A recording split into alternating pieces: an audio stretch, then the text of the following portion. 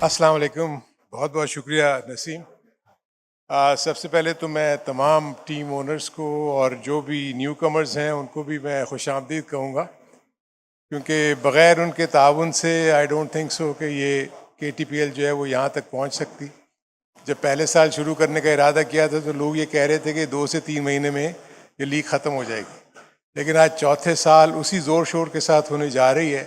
इसका मकसद तो यही है कि इसमें बहुत जान है। आई थिंक इसमें तमाम वो लोग जो हमारे साथ इन्वॉल्व थे, ख़ास तौर पर जो ड्राइविंग फोर्स थी वो बदर एक्सपो ज़ुहैर नसीर साहब, और उनके साथ साथ जो हमारे थिंक टैंक में शामिल थे जावेद मियाँदाद जैसे लेजेंड अगर हो, सादिक मोहम्मद, तौसीफ़ अहमद, तो उसको जब मिल के जब हम बैठते हैं तो बहुत सारी चीज़ें क्रिकेट के पॉइंट ऑफ व्यू से डिस्कस भी होती हैं। और हमने कोशिश यही की कि जो टेप बॉल टेनिस है उसको एक स्ट्रक्चर फराहम किया जाए। और इसमें मैं ये ज़रूर कहूँगा कि जो जितने भी प्लेयर्स हैं, आई थिंक उनका जो सपोर्ट और कोऑपरेशन रही है वो बहुत आउटस्टैंडिंग थी, क्योंकि अर्ली स्टेजेस में जब ये पहले साल शुरू हो रहा था तो इनको भी शायद अंदाज़ा नहीं था कि हम किस लेवल के ऊपर इसको लेके जा रहे हैं। सो जब इनको ये रियलाइज़ हुआ तो उसके बाद मैंने देखा कि बहुत ज़्यादा डिसिप्लिन क्रिकेट का वो आना शुरू हुआ, क्योंकि इनके कुछ अपनी रिचुअल्स थी जो कि टेप बॉल टेनिस में होती थी। वो आहिस्ता आहिस्ता इनको पता लगा कि अगर हमने इस स्ट्रक्चर में आना है तो हमें रेड बॉल की तरह सारी उन लॉज को और रेगुलेशंस को अपनाना पड़ेगा, और जो कि इन्होंने बहुत ही अच्छे तरीके के साथ हमारे साथ उसका साथ दिया।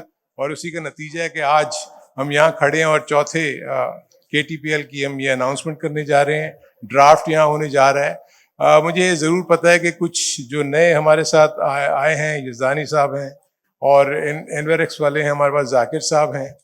हो सकता है कि इनको क्रिकेट के बारे में इतना ज़्यादा आइडिया ना हो, क्योंकि मुझे तो पहले ही बता चुके हैं वो कि हमें क्रिकेट का इतना आइडिया नहीं है। वो साका वाले यहाँ बैठे हुए हैं। लेकिन मैं ये फील करता हूँ कि जब आपका एक दफ़ा जब शुरू में ये आए थे तो सबको यही था कि जी हमें नहीं पता ये कैसे चलेगा। सो आई थिंक एक आध साल के बाद आप देखेंगे और जब ये इवेंट शुरू होगा तो आपको अंदाज़ा हो जाएगा कि जो कंपटीशन का लेवल है और जिस अंदाज में ये प्लेयर्स एक दूसरे के लिए और जीतने के लिए जिस तरह लड़ते हैं, आई थिंक उसकी मिसाल अगर मैं दूं, जो लास्ट ईयर का जो फाइनल था, इतना आउटस्टैंडिंग फाइनल मैंने कभी रेड बॉल क्रिकेट में भी नहीं देखा। तो इस किस्म का कॉन्टेस्ट शामिल होता है जब ये लोग आपस में मुकाबला करते हैं। थोड़े से हिकअप्स कहाँ नहीं आते हैं बिल्कुल, लेकिन उसी को हमने ठीक करना है। और उसमें हमने जो रूल्स एंड रेगुलेशन बनाए हुए हैं, अंपायर्स के पॉइंट ऑफ व्यू से हमने अंपायर्स को पूरी अथॉरिटी दी हुई है। सो इसलिए मैं ये फील करता हूँ कि जितना भी हमने अब तक का जो सफ़र तय किया है उसमें मुझे बहुत ज़्यादा ग्रोथ नज़र आ रही है और आगे जाके और ज़्यादा मजबूत होगी, क्योंकि हम अभी तक जो है इसको कराची की बेस के ऊपर ही लेके चल रहे हैं, कराची लेवल के ऊपर ही हम ये सारी एक्टिविटी कर रहे हैं।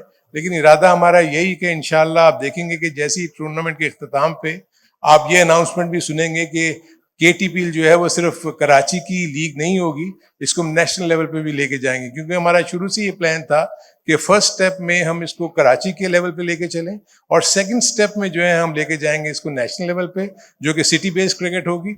और उसके बाद हमारा इरादा, जो कि हमारा एम है, वो ये है वर्ल्ड कप अल्टीमेटली जाके इसको हमने दुनिया भर में इसको इंट्रोड्यूस करना है, और उसके लिए ऑलरेडी बहुत सारा काम हो चुका है। सो मैं विश करूंगा आप सब लोगों को ऑल द बेस्ट, और ये जो हमारा कमिंग इवेंट है वो और ज़्यादा अच्छा होगा। और मुझे उम्मीद है कि जो हमें मुकाबले लास्ट ईयर मिले थे, इस मरतबा उससे भी ज़्यादा अच्छे मिलेंगे। बहुत बहुत शुक्रिया।